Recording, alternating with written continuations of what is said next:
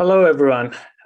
Moving from the Middle East and Asian context on social responsibility in sports towards a very European panel discussing about winter tourism and environmental sustainability. I would like to proceed to get a US perspective on this keynote speech with Kristen Fulmer, who is the head of sustainability at Oakview Group and also leads the GOAL program, which is a sustainability collaborative between OVG, Fenway Sports Group, and the Atlanta Hawks. Kristen's background is in architecture, real estate, construction, and is passionate about buildings, but focused on making positive, healthy experiences for the people inside. Kristen, thank you so much for being here with us, and the floor is yours. Amazing. Thank you. Thank you so much for having me and for the amazing discussion that happened before. Really interesting to hear some of the similarities between certain markets, as well as, of course, many differences here in the US. So like it was mentioned, my name is Kristen Fulmer. I head Oakview Group's sustainability work and also run a program called GOAL. I'll mostly talk about goals work today because it's really the sustainability outlet for Oakview Group, but there's of course a lot of overlap, and I'll share a few examples of some of the project work we've done that is, I guess, relevant for both work that we're really proud of, but also work that we know, to the point of the last panel, we're just getting started and need to see a lot more of. So Oakview Group, if you're not familiar, is the world's largest owner-operator of sports and entertainment facilities. We own and operate several buildings, a few of which I'll talk about. We manage about 300 or more facilities, arenas and stadiums, as well as event and convention centers, even theaters. And then we have several service businesses that work directly with an owner or operator. Food and beverage and hospitality is one, security, parking services, and sustainability. So sustainability, the service business kind of outlet for Oakview Group is the GOAL program, which is how we're all connected. Oakview Group is probably most famous for Climate Pledge Arena, which is our first building that was developed in open about 3 years ago. Time goes quickly, in Seattle, Washington, so in the Pacific Northwest of the US. Climate Pledge Arena has a lot of really amazing features, which I'll talk about, but uniquely want to talk about the naming rights of the building. So Climate Pledge Arena has the name of Amazon's sustainability initiative, the Climate Pledge. It could have been named Amazon Arena, right? And if it had, we don't know if a lot of the sustainability features of the actual building would have come. But because it doesn't have that, and we are Climate Pledge Arena, there were a lot of opportunities for truly Amazon as a corporation to drive sustainability efforts in the building's design and operation. So the roof is a historic roof from the former Key Arena, where the Seattle Sonics played NBA basketball. This building was built during the World's Fair in the mid-19th century. So this building, at least the roof, is quite old, and they were able to preserve it and basically redo the entire arena underneath it. So there's one really unique feature of a huge amount of embodied carbon savings of the steel and concrete roof, which is hugely heavy and a lot of material. Because it rains a lot in Seattle, they capture all of the rainwater and actually power the hockey ice with that rainwater. The building is 100% electric, so there's no natural gas in it, even to go to cooking in kitchens. And all of that electricity is 100% renewable. And to the point of the last panel around accountability and the need for third-party certification and validation, it's we don't necessarily say net zero the building has achieved, but it's achieved zero carbon certification, which is a pretty robust third-party certified certification from the International Living Future Institute. So something we can truly validly say we've achieved, and the building continues to drive more sustainability efforts through its operations now that it's been built. So that was the building that Oakview Group opened and owns, and we've opened several others since, and again, continued to build our portfolio through operations as well. And two people that I need to recognize in that process were Tim Lewicki, who's the CEO and founder of Oakview Group. Tim is a personality for sure, super ambitious and not afraid to talk about the hard things, which he's the reason why I have a job.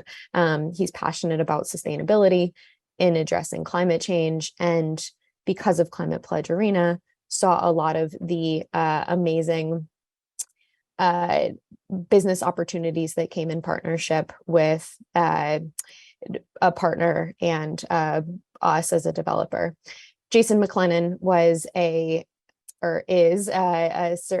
he's the Chief Sustainability Officer of Perkins & Will, a large architecture firm, but he was also the Sustainable Design Advisor for Climate Pledge Arena.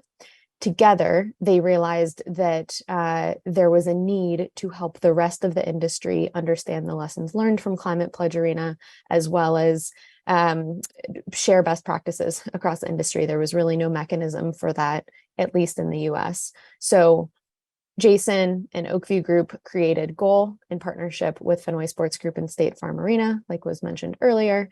And together, we really aimed to address some of the questions that came up continually for us at Climate Pledge, as well as others in the industry.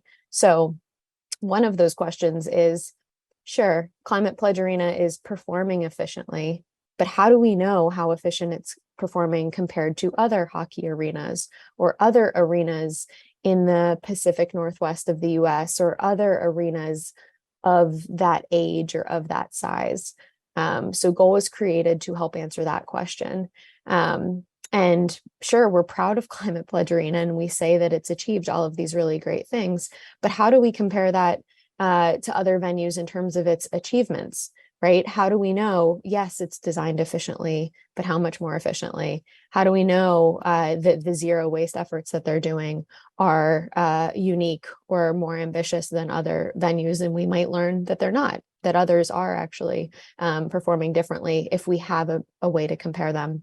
And because there's all these lessons learned, both challenges and opportunities at Climate Pledge, how do we take that to other operators, to other people to say, hey, this is a way to work with a corporate partner in sustainability? In that last panel, we talked about the need to expedite a lot of this work faster. We need to be moving faster. So Goal was really meant to do that.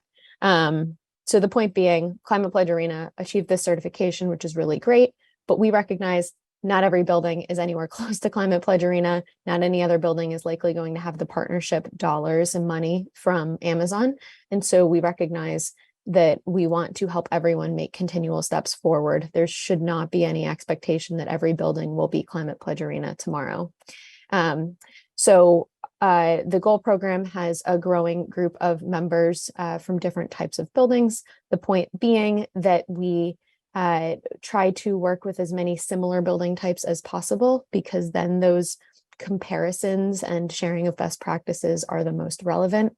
You'll see a lot of US-based logos here, but we're starting to grow out at least UK and Europe, and likely further aligned with Oakview Group's portfolio. But want to continue to grow out the different building types so that we have relevant comparisons within each of the groups. Just a few quick examples. So we want to work with everyone, right? Sustainability is really part of everyone's job, not just the operations team, although of course it's a lot about the operations team.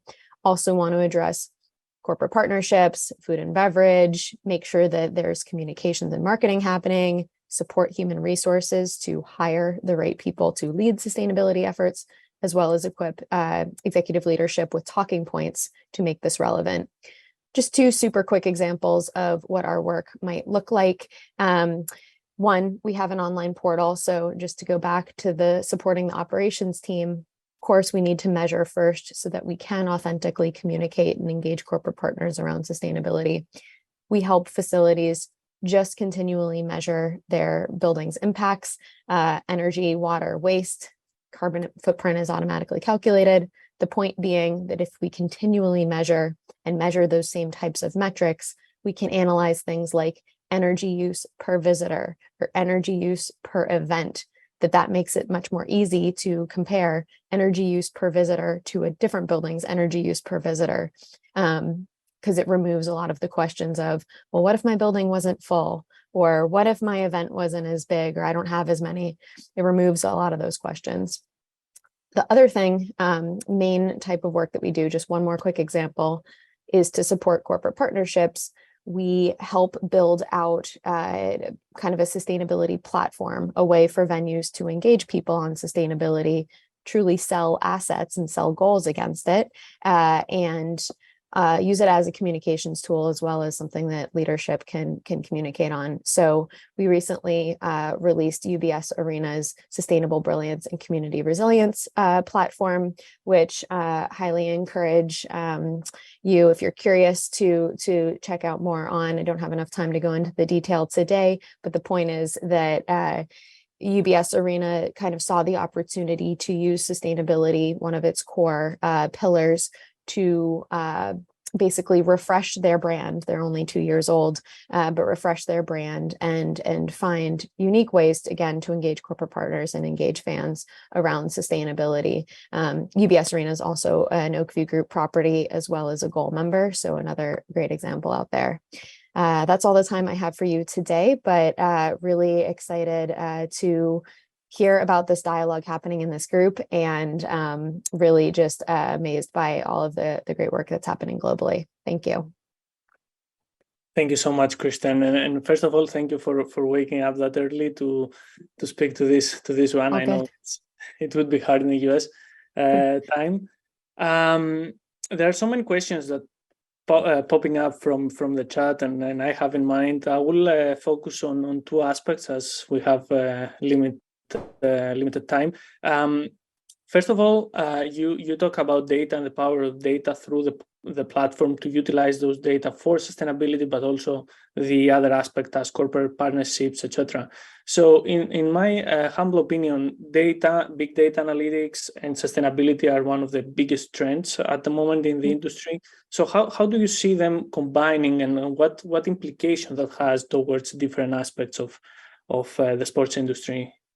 Yeah, so what I would say is, in our physical buildings, there's, like you said, data is talked about quite often, but it's hard to actually get in our buildings that are quite manual, a little bit older. If they're not as automated, it's hard to get that data. And so we try to recommend not just data for the sake of data, but data that will help us inform decisions.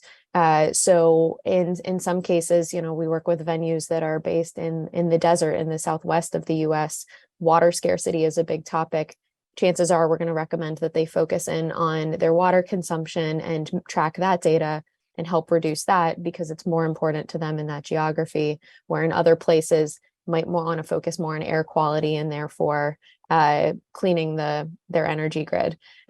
So definitely try to focus where there's opportunity for action first, as well as informing an overall carbon footprint. But the difference here in the US, unfortunately, is that there isn't a lot of regulation or mandatory reporting. And so it is very private business driven. And so therefore we do need to just focus where we can have impact, as opposed to just trying to address it all. That's super interesting, because in the previous panel, we heard a lot about the EU legislation coming in and this pushing forward. But I think it's super interesting to see also how market forces push for sustainability. And one more question that I personally had, in Europe, in several countries, there is one dominant sport that dominates the market, like So, for example, in Greece, we might have a lot of football fields like soccer fields or basketball arenas. But in the US, you have all the major leagues and also some leagues that are growing, like the MLS, for example. So, from an architectural perspective, how difficult is to integrate data from different types of facilities? Yeah, and basically take insights out of that. It's difficult. So in the US, in arenas, so in the indoor buildings, we have mostly hockey and basketball. Hockey requires us to keep ice very, very cold, and basketball requires certain humidity and temperature standards on the court for player safety. Some buildings host both, and the seasons happen at the same time. So the buildings need to switch from ice to basketball court sometimes every other day during the middle of the season. And that means a huge amount of energy load for the building to power up, down, up, down. And there's only 10 buildings in the US that share those teams, but it's impossible to compare those 10 buildings to a building that only has basketball or only has hockey. Other differences is because the US is a large country and our regions vary greatly from different physical climates. In the Southeast, because the NBA, let's say, has humidity controls on the court and temperature controls, in the Southeast, where it's very humid, they need to use a huge amount of building power to make sure that the court meets those humidity standards, where in other parts of the country, they don't even have to do that at all. So even comparing one building that just has basketball to another building that just has basketball, still not totally comparable, just because of their physical climate. And then, of course, outdoor stadiums, football, US football, European football, as well as baseball, sorry. Those, consume a huge amount of water to keep the grass green. But in different places where it rains a lot, they might have way less water requirements because it just falls naturally. So those are a whole bunch of different unique components that do make it very difficult to actually compare them. That's super interesting, and a major challenge that leads to so many opportunities in terms of technological advancements and in innovations, actually. And I think this would be a huge challenge that comes also to European stadiums as they renovate or as they build new stadiums that can be used in multiple scenarios for concerts, for sports activities. It will be a challenge to face in the future. I could ask you for that, and have a great day ahead. Yeah, no, absolutely. Thank you. This is a really great conversation, and thank you so much for having me, and looking forward to future conversations. Really appreciate it. Thank you. Bye-bye. Bye. Thank you.